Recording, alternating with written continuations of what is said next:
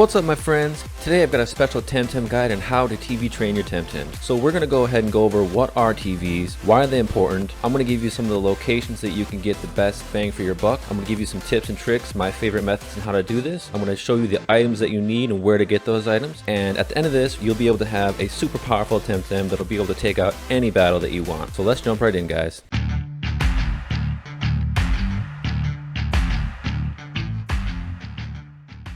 So the first we're going to do guys is we're going to talk a little bit about stats. So as you guys probably know already, every Temtem has a base stat value which you can see here, and I am back on my favorite Temtem website, temtactics.gg, which I will link in the description. So essentially every Temtem has a base stat value that will determine how fast or slow that stat grows in comparison to the rest of them.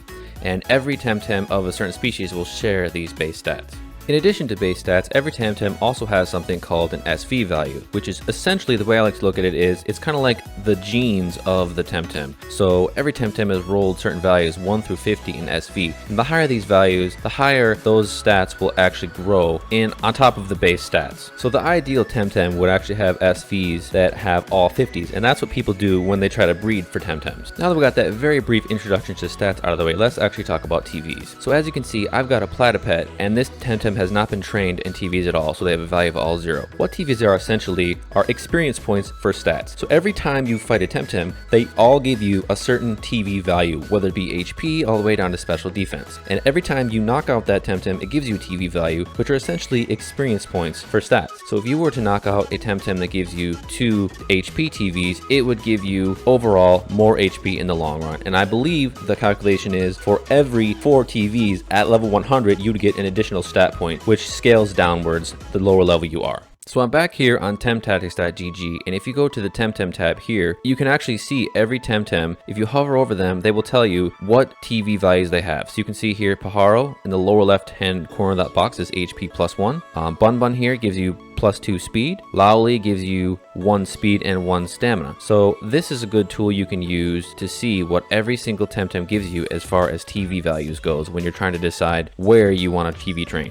Every Temtem can actually get up to 1,000 total TVs, and each individual stat can actually have up to 500. So you can split those TVs up any way you like. So here is a Charade that I took through the story, and as you can see here, it's got TVs kind of scattered all around the place. So TVs are important. So let's talk about why TVs are important. Basically, TVs allow you to customize the role of a specific Temtem. So you can choose whatever kind of role you want for each Temtem depending on its base stats. If you take a look at Charade's base stats, it's got a very high defense stat and a very high HP value and low speed. So this to me indicates that it would be very good at being a sort of highly defensive, tanky, bulky Temtem that's very hard to take down. You can kind of use some stall tactic and really take a lot of damage. So take a look at my Charade. I've got TVs scattered all around here, and I didn't really plan how to TV train this Temtem, partially because I was taking it through the story and you don't really get to choose who you battle on. So all throughout the story, you're battling all kinds of different Temtems to give you different TV values. So as you can see here, if I were to plan ahead and I would want to have my Charade be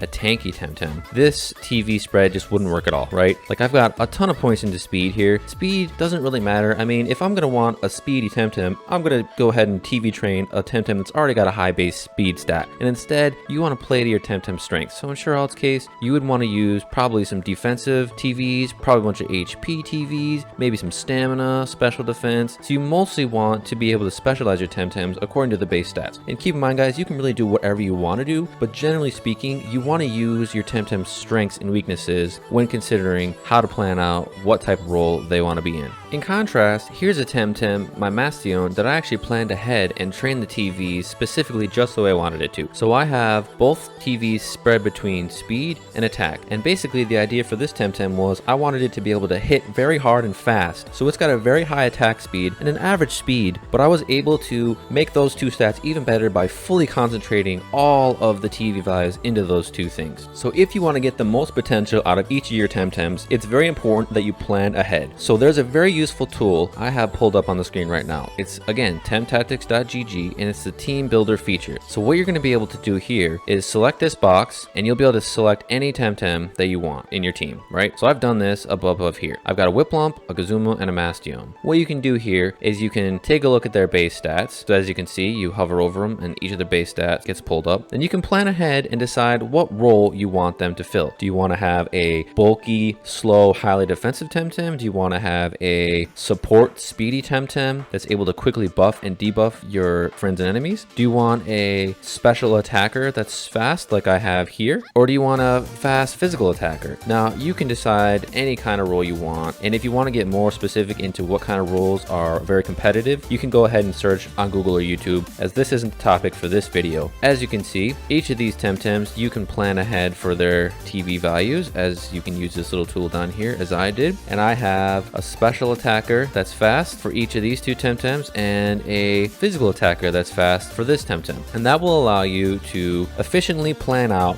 how you TV train your Temtems. Before we start actually TV training, we're going to want a couple of items, and you can use this tool, again, temtactics.gg, this database tool, to see all of the gear in the game. And a gear, if you guys don't know, is an item that you can equip to a Temtem that it can hold in battle. So the first item we're going to want is called the Coward's Cloak, and what this is going to allow you to do is the Temtem that holds it doesn't have to participate in the battle, and it can actually still get experience in TVs. So this will allow you to, on top of the two Temtems you have in battle that are gaining TVs, this will allow a third that's not in battle to gain TVs as well. And this is helpful if the third is either weak to whatever Temtems you are grinding, or is if it's a low level so that it can't really contribute to the battle. Also, we're going to want to get the proteins, and what the proteins does is it doubles the TV values that you gain from defeating any Temtem. So this will really greatly speed up the process, and it will allow you to swap back and forth between your Temtems so that they can speed up how fast they gain TVs and overall cut the amount of time that it takes you to TV train all of your Temtems. So the Coward's Cloak can actually be found on the first island of Denise, all the way up at the north in this little swirly area here. So to get there, you go into the Windward Fort and you go down a level where the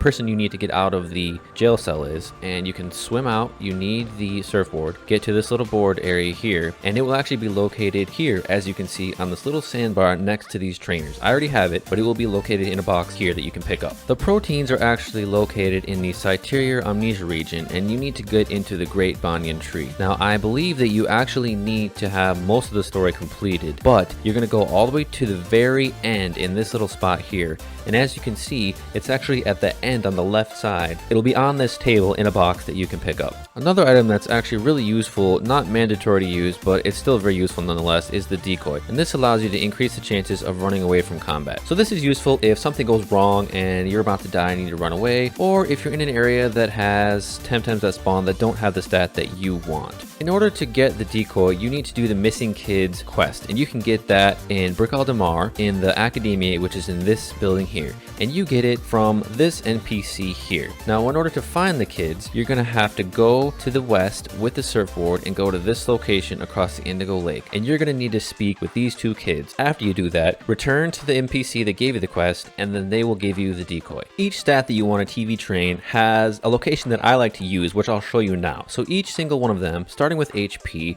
will give you a specific TV depending on who you fight. And for HP, I like to use Psypat. And Psypat, as you can see here, gives you 3 HP values, which is actually really good. So in order to get a good spot for that, you're going to want to go to this patch of grass right here, which is in the Gifted Bridges area. You're going to have to use a surfboard and surf to the south and get on this little patch of grass here. For stamina, you're going to want to fight Teteros, and Teteros give you 2 stamina values. In order to get to the best spot for Teteros, you want to go to the Pristine Coast right here. So this is 100% spawn rate for Teteros, which give you 2 stamina values. My favorite spot to TV train for speeds is actually in the Tukma area towards the end of the game, and you're going to want to hunt for Mushis and also Zephyruff. So as you can see, Mushis give you +2 speed and Zephyruff gives you +1 speed. So you'll have an area where you can get a Temtem with 2 and a Temtem with 1, but 100% between the two of them, they will both give you speed values. Now, alternatively, if you're a little bit earlier in the game and you want to hunt TVs for speed, you're going to go ahead and want to go in the Windward Fort area. Now, you go in level 3 from the west, and this area right here will give you 100% scales. It's not as good, but if you want to TV train earlier on in the game, you can do this area right here in the Windward Cave. For the attack stat, you're going to want to grind Magmus, which you can find in the Ulterior Amnesia or the Anak Volcano. So in order to get to the Ulterior Amnesia location, you're going to need the grappling hook across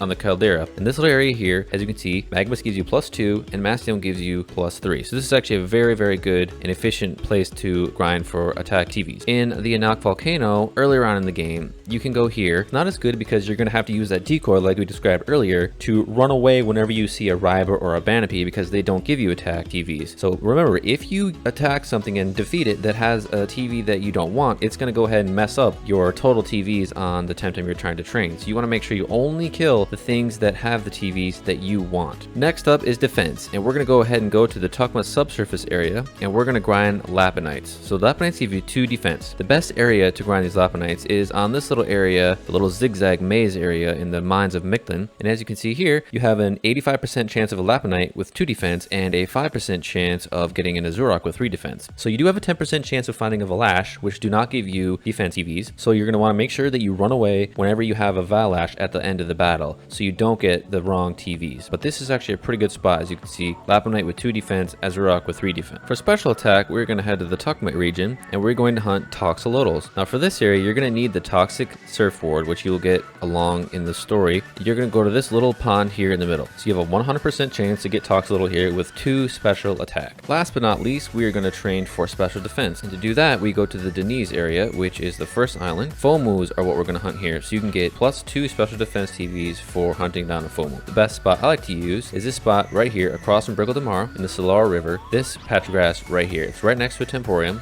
so you can heal up as you need to, and this is a very good spot to hunt special defense. Now that we got all that explanation out of the way, let's actually get into actually TV training your Temtems. The first thing you want to do is decide the 3 Temtems you're going to want to use. Now make sure all 3 of those Temtems share the same need for a stat. In this case, the first 3 Temtems I have here all need speed. One of the 2 Temtems in the front is going to need the proteins, which is going to allow you to double the amount of TVs that you get. The other Temtem in the front can either use the decoy in situations where it needs to run, or another item that can allow you to situationally take advantage of it. For example, if you were grinding special defense Fomus, which are water type, you might want to use the umbrella, which will reduce the damage that you get from water types.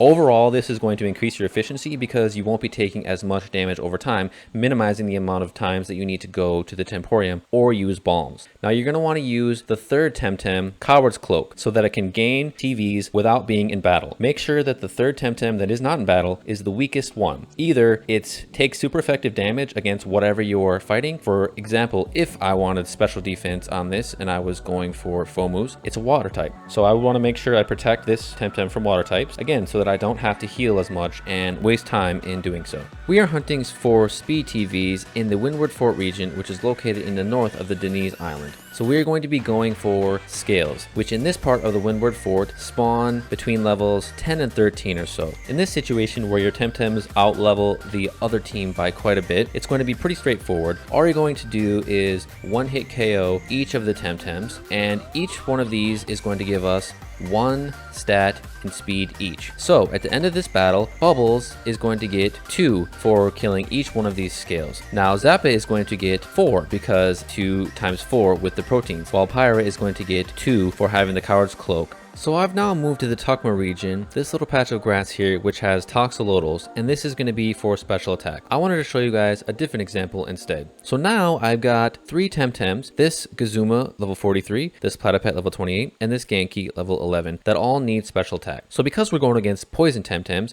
I've used the Tukma mask to reduce the amount of poison damage that Zappa is going to take. I have the proteins on the Platypet to double the TV values, and I've got the Coward's Cloak on the Genki. Now you may think this should go pretty well, given that Zappa is a wind type, which is good against poison types. Now that is the case, but you also have to think this Platypet has only water and poison type attacks, which is going to be pretty weak against these Toxolotls. So over time, it's likely that because we didn't knock out 2 at once, we're going to take a bunch of damage against our Temtems, which is going to lead us to have to go to the Temporium and use bombs in order to keep our Temtems in the fight. So I've actually switched out my Gazuma here for my Platypet, and what this is going to allow me to do is both of these Gazumas are powerful enough to one-hit KO each of the Toxolotls. Now this Gazuma on the right here isn't actually one I want to TV train, however the purpose is going to be to maximize the efficiency so that I don't have to run back and forth to Temporium or waste money on getting a bunch of bombs to keep my Temtems in the battle. And then the Platypet will be getting experience with the Coward's Cloak without being in battle. So that was my guide on how to TV train your Temtems. So let's summarize. Essentially, TV values are the experience points of your stats, and they allow you to maximize the potential of any Temtem depending on the given role that you choose for it. Make sure you guys use that website, thetemtactics.gg. You can look up all the locations that I described. You can search for the gear that you need. You can use the team builder to plan out your builds ahead of time. I highly recommend doing that. And grab the proteins and grab the Coward's Cloak, which give you that double TV value and also the ability to use a Temtem that's not in battle to gain TVs. And armed with that knowledge, guys, you should be able to create a dream team that can take on anything. I know that the story campaign can be kind of tough, so this will help you out a lot. So please consider liking and subscribing, guys. I really hope you enjoyed this. Go out there, have fun Temtemming, go TV train, and show me what you guys can come up with. Peace out, my friends.